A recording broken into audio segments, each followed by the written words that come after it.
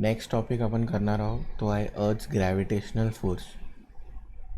अर्थ gravitational force कुठे असतो तर अर्थचा सगळ्यात मेन ग्रॅव्हिटेशनल फोर्स त्याच्या सेंटरमध्ये असतो, सेंटर ऑफ मासमध्ये असतो.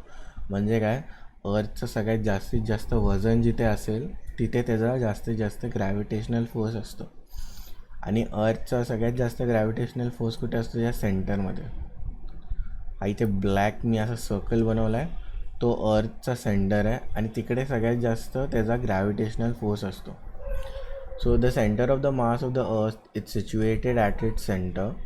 So the gravitational force on any object due to the earth is always directed towards the centre of the earth. It is always directed म्हणजे काय, कोणती पण गोष्ट तुम्ही जेव्हा वर फेकतात ना तेव्हा ती एक्झॅक्ट डिरेक्टली खाली येते, म्हणजे ती सेंटरच्या दिशेने येते.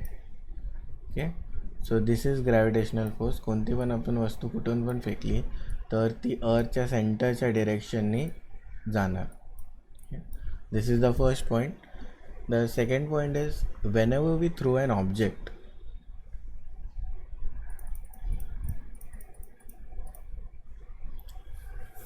now the second point is whenever we throw an object, म्हणजे कोणता पण ऑब्जेक्ट असो, स्टोन काय पण असो, ते एक सर्टन स्पीडने आपण फेकतो, बरोबर.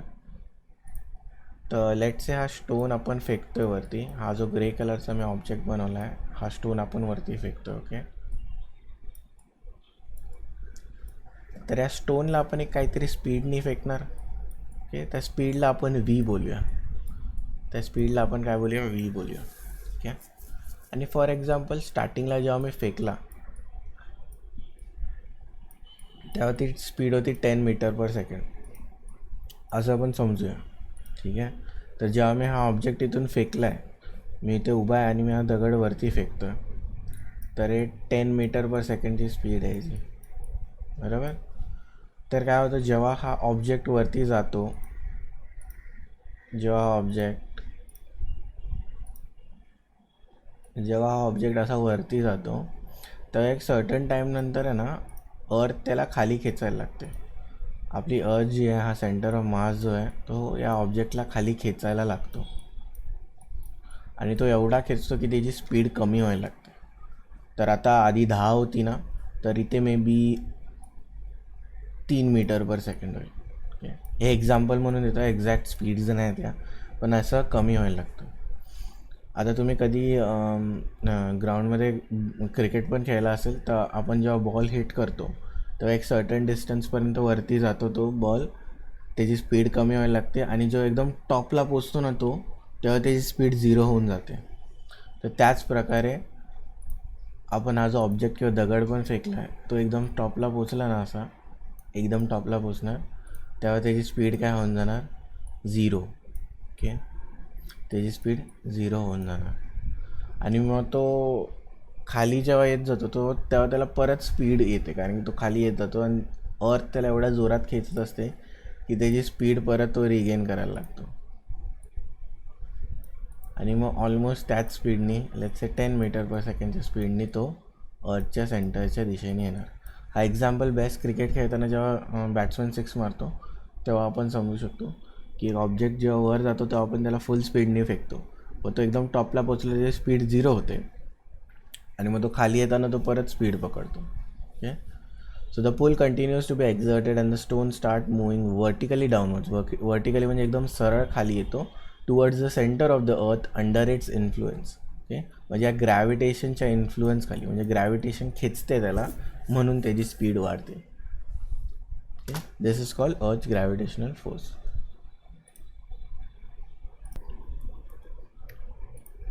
आता आपण सॉल्व्ड एक्झाम्पल्सकडे प्रोसीड करणार आहे. तर पहिला याच्यामध्ये सॉल्व्ड एक्झाम्पल आहे, calculate the gravitational force due to the earth on Mahendra in the earlier example. तर आधीच्या एक्झाम्पलमध्ये आपण जे महेंद्रबद्दल शिकलो आहे, महेंद्रचे 2 एक्झाम्पल गेलेले आहे, त्याच्यामध्ये फक्त एवढंच फाइंड आउट करायचं आहे की जर महेंद्र नॉर्मली बसला आहे तर त्याला अर्थ किती फोर्सने खाली खेचणार, तर त्याची ग्रॅव्हिटेशनल फोर्स काय असणार, अर्थची खेचायची. ठीक आहे, ते आता आपण बघणार आहे.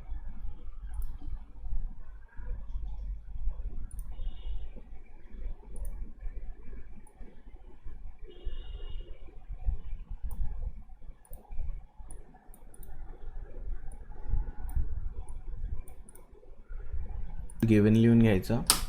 तर पहिला मास ऑफ द अर्थ जे की दिलेलं, तर पहिला मास जो असणार हा ब्लू कलरचा जो ऑब्जेक्ट दिसतो तो अर्थ आपला, त्याला आपण M1 बोलूया. आणि मास अर्थचा मास लिहून घ्यायचा जे की आहे 6 × 10⁻24 kgs. रेडियस ऑफ द अर्थ 6.4 × 10⁻6 मीटर्स. हे दोन व्हॅल्यूज तुम्हाला ऑलमोस्ट दिलेलं असणार. मास म्हणजे अर्थचं वजन पण दिलेलं असणार. रेडियस कॅपिटल R तो पण दिला असणार. रेडियस म्हणजे काय असतो, अर्थचा सेंटरपासून ते त्याच्या एजपर्यंत किती डिस्टन्स आहे त्याला आपण रेडियस बोलू. ठीक आहे, हा R असतो.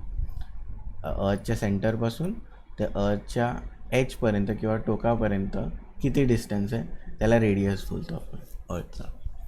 महिंद्राचं वजन M2 75 kg. हा महिंद्रा मी जो ग्रे ऑब्जेक्ट बनवला आहे तो महिंद्रा आहे. त्याचं वजन आहे 75 kg. आणि जी मी सांगितलेलं युनिव्हर्सल ग्रॅव्हिटेशनल कॉन्स्टंट तो तुम्हाला हर सममध्ये दिलेलाच असणार असा, जो की आहे 6.67 × 10⁻11 न्यूटन मीटर स्क्वेअर पर kg².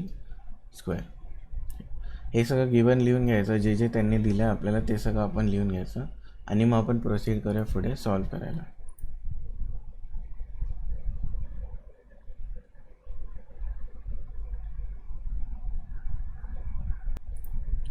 नेक्स्ट स्टेप आपण लिहून घेऊया. Using the force law the gravitational force on Mahindra due to earth is given by. तर आधीच्या जे एक्झाम्पल्स होते त्याच्यामध्ये आपण महिंद्रा आणि विराट ही दोन मुलं होती ना, त्यांच्यामधली ग्रॅव्हिटेशनची फोर्स काढलेली. पण आपल्याला आता अर्थ आणि महिंद्रा ह्या दोन ऑब्जेक्टमधली ग्रॅव्हिटेशनची फोर्स काढायची आहे. ठीक आहे, तर फॉर्म्युला आपण तो जुनावाला तोच वापरणार आहे, जो की आहे F is equal to G M1 M2 upon R².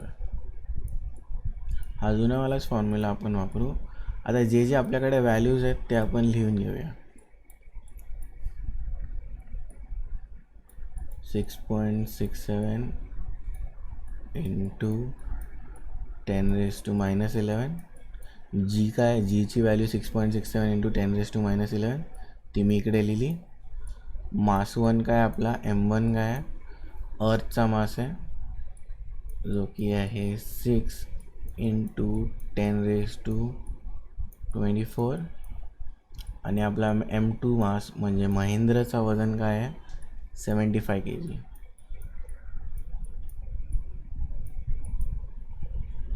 Divide by R². R² काय आपला अर्थचा रेडियस जो की आहे 6.4 × 10⁻6.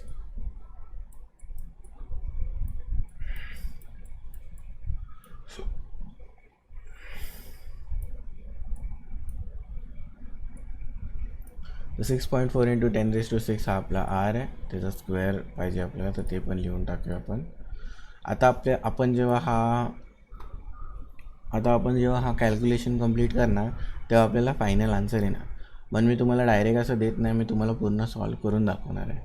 पण हे कॅल्क्युलेशन तुम्ही स्वतःहून करा, कारण की सगळ्यात डिफिकल्ट पार्ट यातला हा कॅल्क्युलेशनच आहे. बाकी तर सगळं आपल्याला दिलेलं, सगळ्या व्हॅल्यूज आपल्याला दिलेल्या आणि काही असं वेगळं फाइंड आउट करायचं नव्हतं. आणि फॉर्म्युला पण खूपच बेसिक आहे आणि खूपच इझी आहे, जो की आहे कॅल्क्युलेशन. तर कॅल्क्युलेशन खूपच नीट करा. तर मी तुम्हाला पहिलं सांगतो सगळ्यात इझी कसं करायचं. तर जे जे मला नंबर्स दिसत आहेत ना, हे नॉर्मल नंबर्स, तो 6.67 आहे, इथे 6 आहे आणि इथे 75. ह्या तिघांना आपण एकसाथ लिहून टाकूया. 6.67 परत काय इथे 6 आहे तो पण लिहून टाकूया. आणि हा 75 हा पण आपण लिहून टाकूया. आणि हे जे नंबर्स आहे 10⁻11 आणि 10⁻24 हे पण आपण एकसाथ त्यांना लिहून टाकू. 24. आता प्रश्न आला डिनॉमिनेटरचा. तर डिनॉमिनेटरमध्ये काय आहे 6.4 × 10⁻6 स्क्वेअर आहे. ठीक आहे, स्क्वेअर म्हणजे काय असतं ते दोनदा लिहिलं जातं ना. तर आपण हे दोन्ही पण नंबर्स आहे ना दोनदा लिहू. स्क्वेअर म्हणजे दोनदाच लिहिलं असतं ना, तर आपण हे दोनदा लिहून टाकू. 6.4 × 6.4 बरोबर. आणि हा 10⁻6 आहे, त्याला पण आपण दोनदा लिहू. 10⁶ इंटू 10⁶. तर एवढं आपलं झालं. आता आपण पुढे सॉल्व करायला स्टार्ट करू शकतो.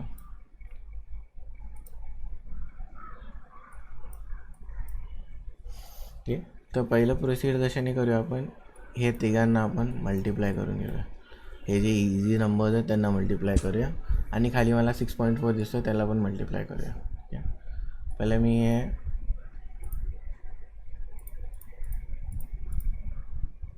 मी तुम्हाला इझी करण्यासाठी हा जो रेड पार्ट दाखवतो आहे आपण आधी त्याला सॉल्व करूया. ठीक आहे.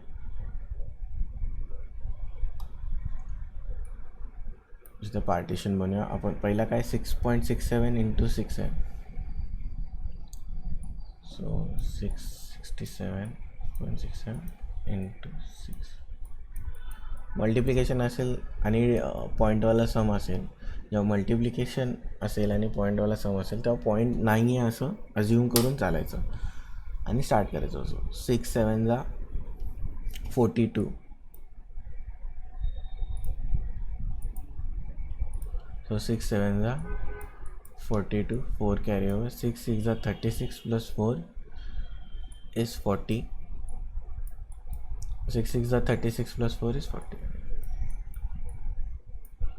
पॉईंट किती आहेत, 2 डिजिट सोडून पॉईंट आहे, तर मी ते 2 डिजिट सोडून पॉईंट दिला. नेक्स्ट आहे मला मल्टिप्लाय करायचं आहे 75. तो ओपन करून देतो. ओके. पहिला 5ने पूर्ण सगळ्याला मल्टिप्लाय करूया. 5 2 जा 10, 5 2 जा 10, 1 कॅरी ओवर, 5 0 जा 0 आणि राहिलेला आहे 1. नेक्स्ट आहे 5 0 जा 0 आणि 5 4 जा 20. ओके. नेक्स्ट आपल्याला 7ने मल्टिप्लाय करणार. 7 2 जा 14, 1 कॅरी ओवर, 7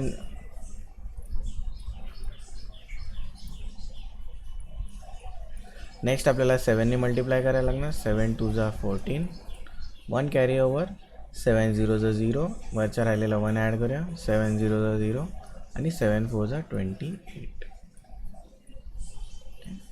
इथे आला 0, इथे आला 5, इथे आला 1 0, 8 + 2 is 10, 1 कॅरी ओवर is 3. आपले 2 पॉईंट इथे राहिलेले, 2 डिजिट सोडून डॉट दिलेला, इथे पण आपण 2 डिजिट सोडून एक डॉट देऊया. तर आपला आन्सर आला आहे 3001.5. इकडे आपण ते लिहून घेऊया. 3001.5 इंटू 10⁻11 इंटू 10⁻24 अपॉन. आता आपण 6.4 इंटू 6.4 आहे ते पण आपण करून घेऊया इकडे. 6.4 इंटू 6.4. ओके. 4 4 जा 16, 1 कॅरी ओवर, 4 6 जा 24 + 1 25, 6 4 जा 24, 6 6 जा 36 + 2 37 38. ओके.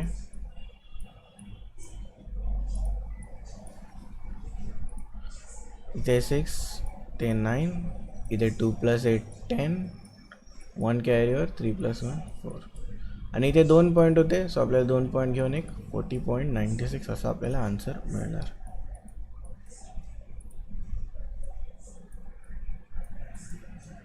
.96 आपल्याला आन्सर मिळणार.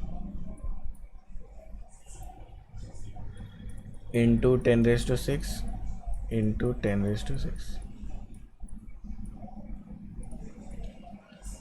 नेक्स्ट पार्ट आहे आपल्याला हे पॉईंट्स जे आहेत. नेक्स्ट पार्ट आहे आपले हे जे पॉईंट्स आहेत इथे. सो हा 40.96 आणि 3001.5 हे पॉईंट्स आपल्याला पुढे जाऊन त्रास देणार आहेत. सो आपण हे पॉईंट्स काढून टाकूया. सो पॉईंट्स काढून टाकण्यासाठी काय करावं लागतं, पहिला वरचा एक्झाम्पल घेतो मी. सो पहिला पॉईंट काढून डायरेक्ट तो पूर्ण नंबर लिहायचा. तो 3001.5 जो होता त्याला मी डायरेक्ट विदाऊट पॉईंट लिहिणार. एवढं झालं ना की पुढे जेवढे पण डिजिट्स असतील, आता इथे किती डिजिट आहे पॉईंट सोडून, एकच डिजिट आहे ना, मग तसं लिहायचं 10⁻⁻1. ओके. जर 2 डिजिट असेल तर 10⁻², 3 डिजिट सोडून पॉईंट असेल 10⁻³ अँड सो ऑन. ओके. आणि हे मी जे आहे 10⁻11, 10⁻24 असंच लिहितो.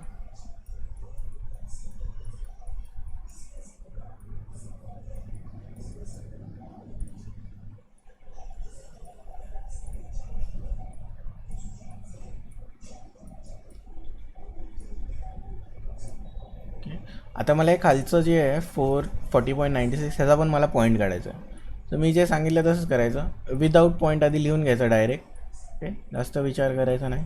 आणि 2 डिजिट सोडून पॉईंट आहे बरोबर. तर जेव्हा 2 डिजिट असणार तेव्हा इथे 10⁻² आपल्याला टाकायला लागणार.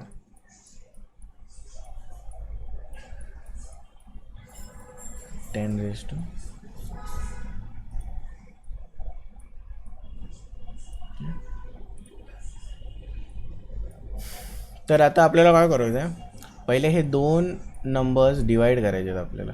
ओके.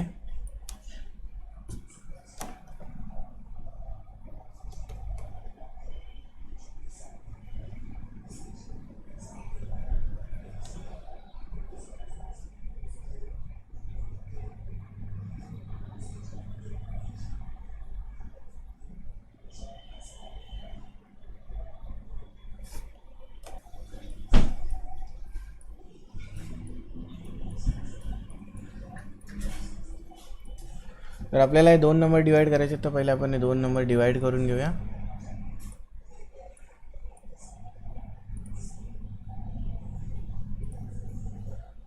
सो पहिला 4096चा तुम्हाला टेबल लिहून घ्यायला लागेल. सगळ्यात जो जवळ नंबर येतो तसा लिहायला लागणार. पण आपण आता काय करूया, मी डिरेक्टली तुम्हाला जे आन्सर्स येतात ते जे मल्टिप्लिकेशन दाखवतो. तर 4096 × 7चा आन्सर येणार आहे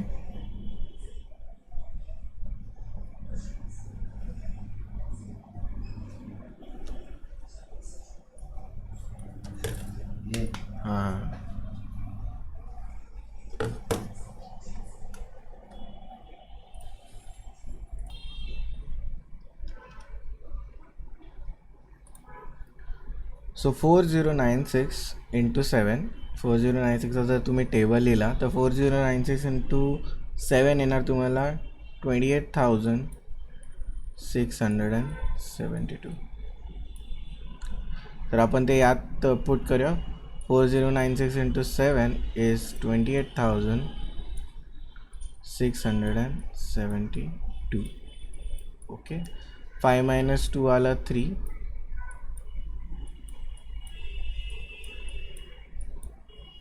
Okay.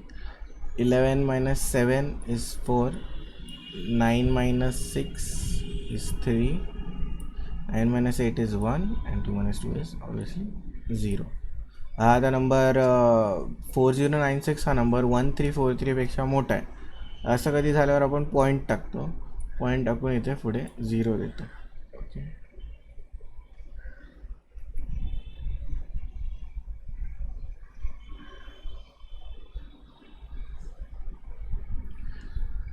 सो आपल्याला 13430 पाहिजे.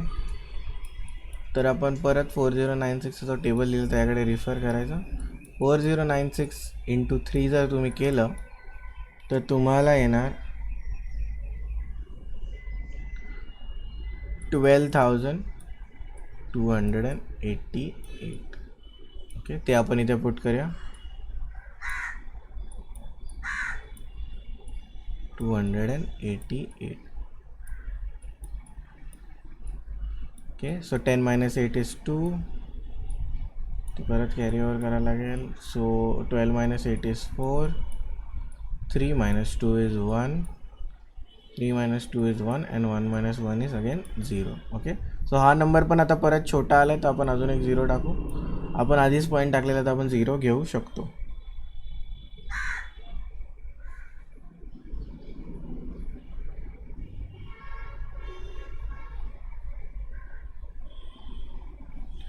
नेक्स्ट आपल्याला घ्यायला लागणार आहे 4096 × 2. कारण की 4096 × 3 मोठा असणार. सो आपण 4096 × 2 केलं तर तुम्हाला आन्सर येणार 8192. ओके, 8192. 10 - 2 येणार 8.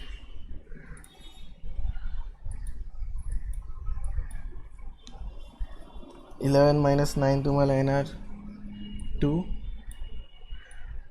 3 - 1 येणार 2. आणि फायनली 11 - 8 येणार 3. ओके, सो आता तुम्ही पुढे करत जाल तसं तुमचा सम सॉल्व होत जाईल, पण हा रिकरिंग सम आहे, म्हणजे हा संपणार नाही असा सम आहे. ओके, काय काय डिव्हिजनचे समस्या जे कधी संपत नाही, हा त्याच्यामधला एक सम आहे. ओके, सो आपला हा पार्ट आला आहे जो की आपला आला आहे 7.32. हे तर आपलं सॉल्व झालं. आता सगळ्यात इझी पार्ट आहे जे 10⁻², हे सगळे आपले एवढे जे आले ते आपल्याला सॉल्व करायचे. तर ते सॉल्व कसे करायचे ते मी तुम्हाला दाखवतो. तर आता हे जे वरती आहेत पहिले त्यांना सॉल्व करूया तिघांना, आणि खालती आहेत त्यांना पण एकसाथ सॉल्व करूया. सो -1, तर हे कसं येणार, ह्यांचे सगळे बेस सेम आहेत बरोबर, सगळीकडे 10 आलं आहे, त्यांचा बेस आपण इक्वल घेऊ शकतो, आणि वरचं जे आहेत ना जसे साईन आहेत तसं लिहून टाकायचं. सो हा -1, -11 आणि +24 डायरेक्ट आपण लिहून टाकलेलं आहे. आणि खाली काय येणार, सेम, यांचे बेस सेम आहेत तर एकच 10 लिहू शकतो आपण, आणि जसे नंबर्स आहेत तसं लिहून टाकायचं, म्हणजे -2 +6 आणि +6.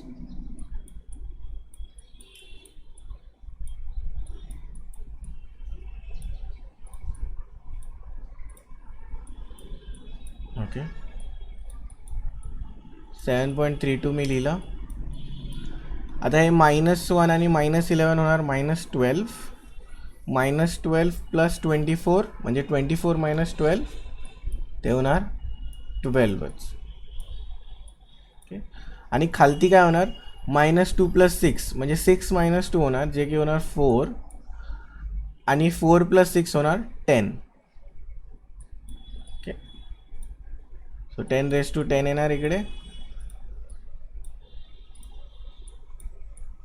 आता आपल्याला असं आन्सर नको, आपल्याला हे डिनॉमिनेटर काढून टाकायचं आहे. तर डिनॉमिनेटरला आपण वरती करूया, आणि जेव्हा डिनॉमिनेटर वरती जातो तेव्हा त्याची पॉवर आहे ना ती मायनस होते. जेव्हा डिनॉमिनेटर वरती जातो तेव्हा त्याची पॉवर मायनस होते. 10⁻12 आहे इंटू 10⁻−10 येणार. ठीक आहे,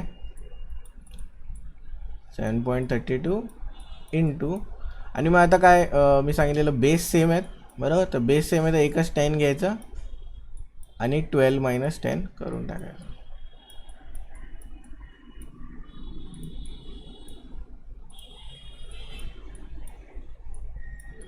सो फायनली येणार आपलं 7.32 इंटू 10⁻12 - 10 काय येतं 2. आता आपला फायनल आन्सर तुम्ही इथे पण एंड करू शकतात, हे पण तुम्ही फायनल आन्सर लिहिलं तरी चालेल, पण आता तुम्ही बघू शकता इथे 2 डिजिट सोडून आपला डॉट आहे, आणि आपल्याकडे 10⁻2 पण आहे, म्हणजे आपण हे डॉट रिमूव्ह करू शकतो. सो जेव्हा आपण मल्टिप्लाय करणार, 10⁻2 म्हणजेच 100 आहे, जेव्हा याला मल्टिप्लाय करणार तेव्हा जे दोन्ही डॉट पण जे आहेत ते पॉईंट आहेत, डिजिट 2 डिजिटच्या आधी जे पॉईंट आहे तो निघून जाणार. सो आपल्याला ती फोर्स काय मिळाली आहे 732 Newton. Okay, this is the final answer.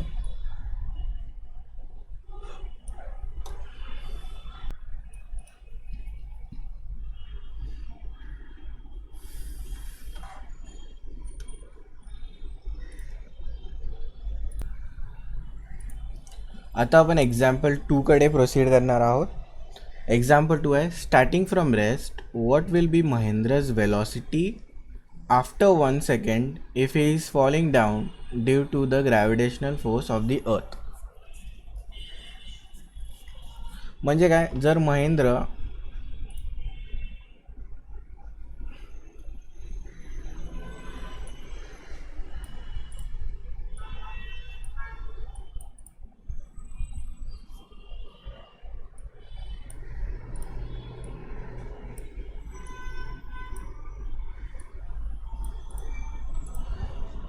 समजा हा ब्लू जो सर्कल आहे तो अर्थ आहे,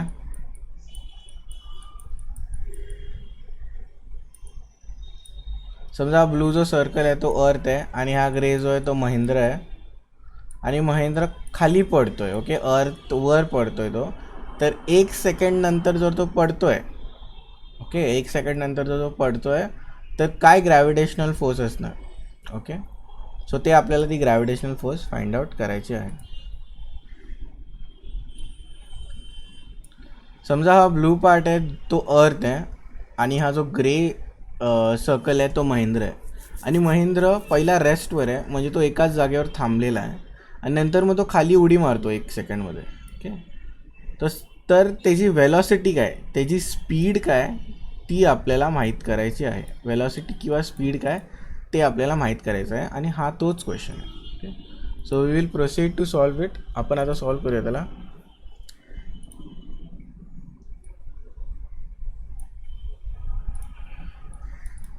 तर पहिला आपण गिवन लिहून घेऊया.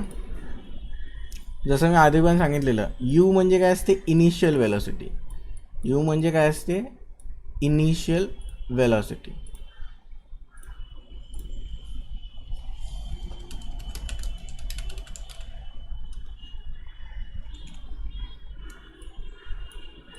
इनिशियलचा अर्थ, यू म्हणजे काय असते, इनिशियल वेलॉसिटी. इनिशियलचा अर्थ काय असतो, प्राथमिक, म्हणजे सगळ्यात आधी जी वेलॉसिटी होती त्याची ती. म्हणजे काय, तो आधी एकाच जागेवर उभा होता, म्हणजे त्याची स्पीड काय असणार, 0 असणार. बरोबर, म्हणजे त्याची आधीची स्पीड 0 होती, म्हणून आपण त्याला बोलतो इनिशियल वेलॉसिटी. आता आपण आधीच्या सममध्ये फोर्स पण काढला आहे, अर्थ जो महेंद्रवर फोर्स एक्झर्ट करते तो पण आपण काढला आहे आणि महेंद्रचा मास म्हणजे वजन ते पण आपल्याला आधीच्या सममधून माहिती आहे. आणि आता या सममध्ये त्यांनी हे पण सांगितलं आहे की तो 1 सेकंडमध्ये खाली पडतो. या सगळ्या गोष्टी आपल्याला माहिती आहेत, ते आपण गिवनमध्ये लिहून घेऊया.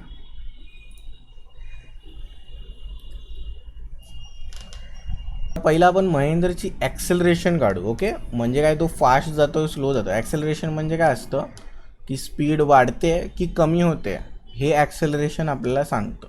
ओके, ॲक्सेलरेशन म्हणजे स्पीड नसतं, पण ॲक्सेलरेशन आपल्याला एक गोष्ट सांगतं की स्पीड वाढते की नाही.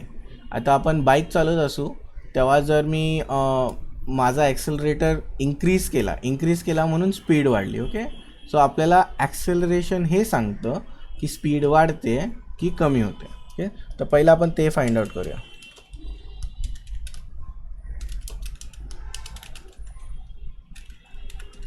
फर्स्ट आपण फाइंड आउट करू महेंद्रज ॲक्सेलरेशन. महेंद्र किती ॲक्सेलरेट होतोय ते आपण माहीत करू. त्यासाठी एक फॉर्म्युला आहे, force is equal to mass into acceleration. हा जो फॉर्म्युला आहे सगळ्यात बेसिक फॉर्म्युला आहे, तो वापरून आपण काढूया. आपल्याला काय पाहिजे, ॲक्सेलरेशन पाहिजे. बरोबर, सो आपण ॲक्सेलरेशन एका साईडला ठेवूया आणि हा जो मास आहे तो दुसऱ्या साईडला शिफ्ट करूया. जेव्हा मास दुसऱ्या साईडला शिफ्ट होणार, आता हा मास इथे मल्टिप्लाय करतोय, तर हा दुसऱ्या साईडला जाऊन डिवाइड करणार.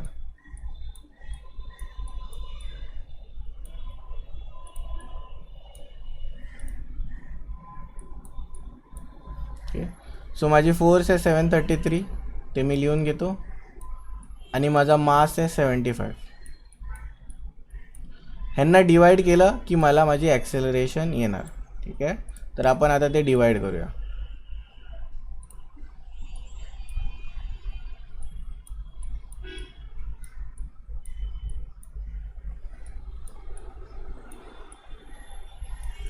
तर जर तुम्ही 75चा टेबल लिहिला, 75 9चा आपल्याला काय येणार, 9 5 45, 9 5 45 आणि 9 7 63. 9 5 45 आणि 9 7 63. 63 + 4 येतं 67. तर आपण ते लिहून घेऊया.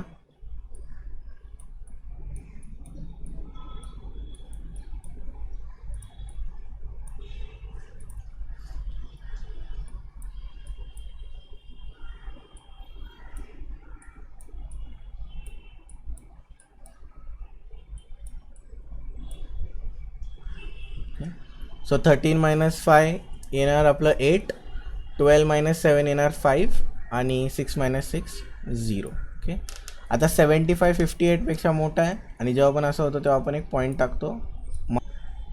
जर तुम्ही 75चा टेबल आधी लिहिला असेल तर तुम्हाला कळेल की 75 × 7 काय येणार, 7 5 जा 35 आणि 7 7 जा 49, 49 + 3 इज 52.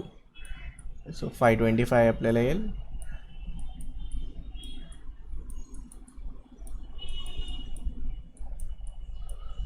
आणि मग आपण मायनस करायला चालू करू. 10 - 5 इज 5, 7 - 5 7 - 2 इज अगेन 5 आणि इथे ना. सो अगेन 75 55पेक्षा मोठा येतो आहे. परत आपण 0 टाकू. परत आपल्याला 75 × 7च यूज करायला लागणार.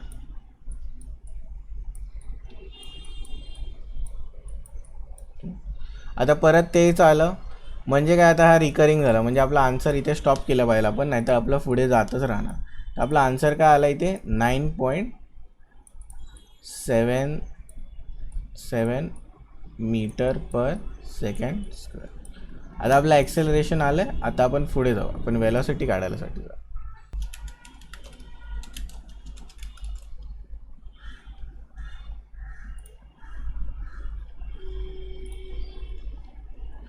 आता आपण जे आधी मी कायनामॅटिकल इक्वेशन शिकवलेले त्याच्या यूज करून आपण वेलॉसिटी फाइंड आउट करू. आता मी लिहेल तेव्हा तुम्हाला कळेल की कोणते कायनामॅटिकल इक्वेशनचं बोलतो मी. पण आपण आधी लिहून घेऊया. अकॉर्डिंग टू न्यूटन्स फर्स्ट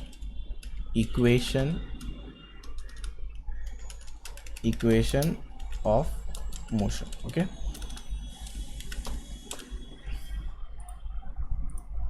आणि हा कोणता कायनामॅटिकल इक्वेशन आहे, तर हा वाला V = U + AT. मी आधीच्या लेक्चर्समध्ये लिहून दिलेला हा इक्वेशन आणि खूप इम्पॉर्टंट आहे, सारखा येणार हा. ठीक आहे. आता आपला U काय होता, आपली आधीची किंवा इनिशियल वेलॉसिटी काय होती, आपण इथे लिहिलं आहे गिवनमध्ये. U आपला होता 0. ॲक्सेलरेशन आताच काढलं आहे आपण 9.77,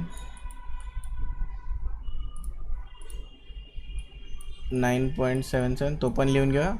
आणि आपला टाईम टी काय होता, 1 सेकंडमध्ये पडलेला ना तो, तर टाईम टी काय होता 1 सेकंड. तो आपला आन्सर काय आला आहे लास्टला 9.77 × 1च करायला लागणार, जे की येणार तोच नंबर परत 9.77 metre per second. So this is a final answer. Mahendra जर 1 सेकंडनी पडला अर्थवर, ओके, तर if he falls down in 1 second, तर ही त्याची स्पीड असणार त्याच्या वजनाप्रमाणे आणि आपली अर्थ गुरुत्वाकर्षण किंवा ग्रॅव्हिटेशनल फोर्स जी एक्झर्ट करते त्याप्रमाणे. ठीक आहे.